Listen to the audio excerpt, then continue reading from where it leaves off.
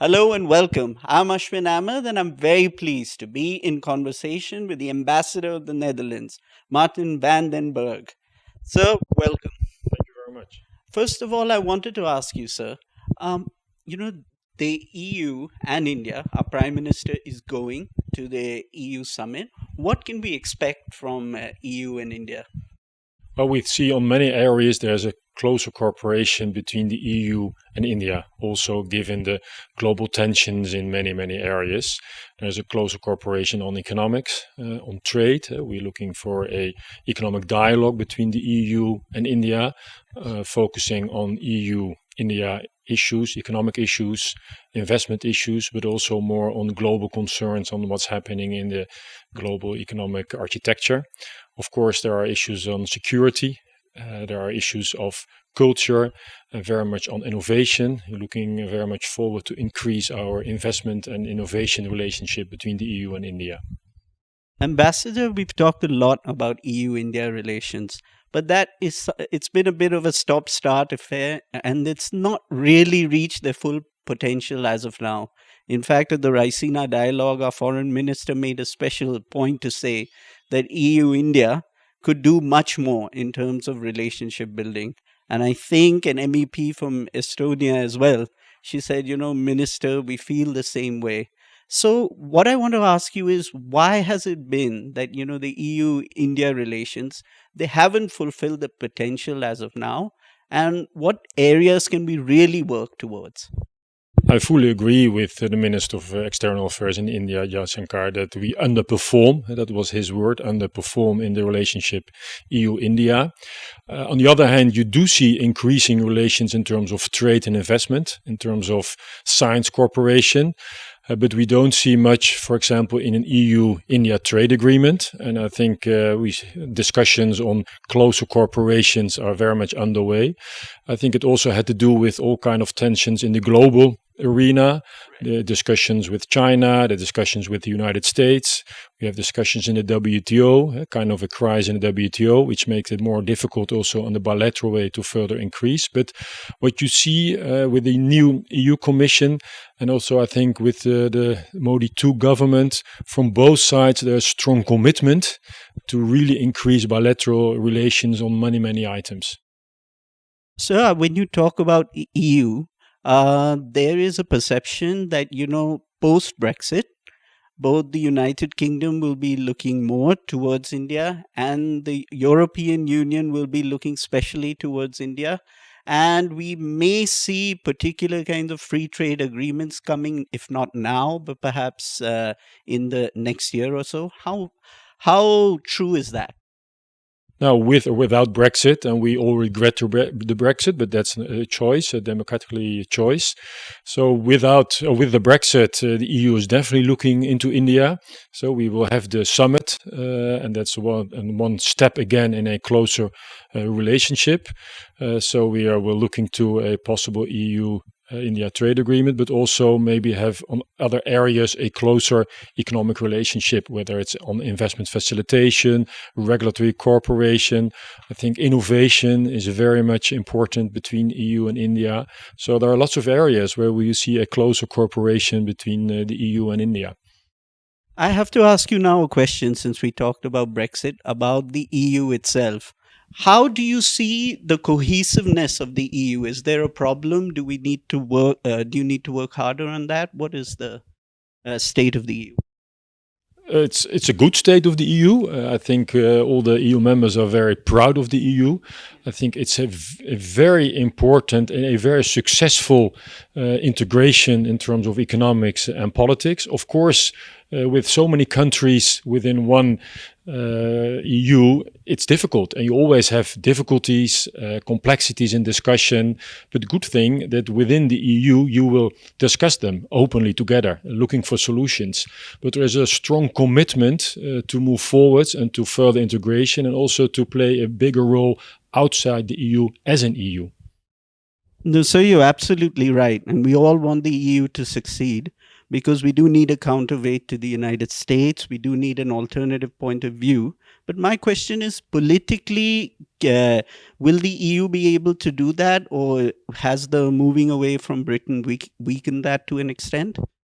I think the EU is really willing to do so, to also play a stronger political role. I think that's also what the new European Commission has said, looking for a stronger political role as a EU unity. Also in the discussion with the United States, with India, with China, I think a strong EU is very, very important. We all are committed to it. But again, it's sometimes difficult with different countries. But there is a strong commitment to move forward as a stronger unity and to work as one unity outside the EU.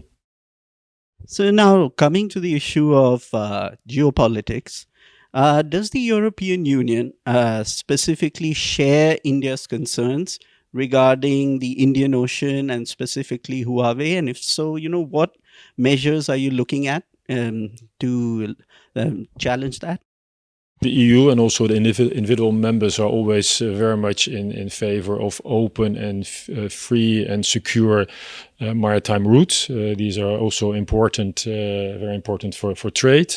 We are very much complying to international regulations on the maritime routes, but we are concerned on what's sometimes happening, and we are looking as an EU also for a closer cooperation with India on maritime security. And on discussions, taking part of regional discussions on how to secure it. So there's definitely an interest and a commitment to have a stronger collaboration with India. France has already committed vessels in the Indian Ocean and has openly called for, joint patrolling, etc. The other area of concern, of course, has been the Strait of Hormuz, and I believe Britain has talked about a joint European naval patrol there. So how does the Netherlands specifically respond to both of these challenges?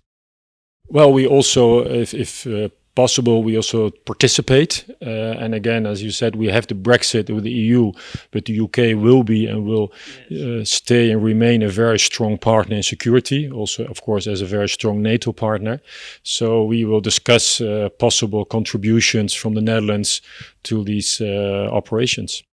I just want to come now to India. You say we want, stronger economic ties, but there are irritants, especially in the field of electronics in terms of high tariffs, etc., and other trade irritants as well. Do you think that these can be overcome?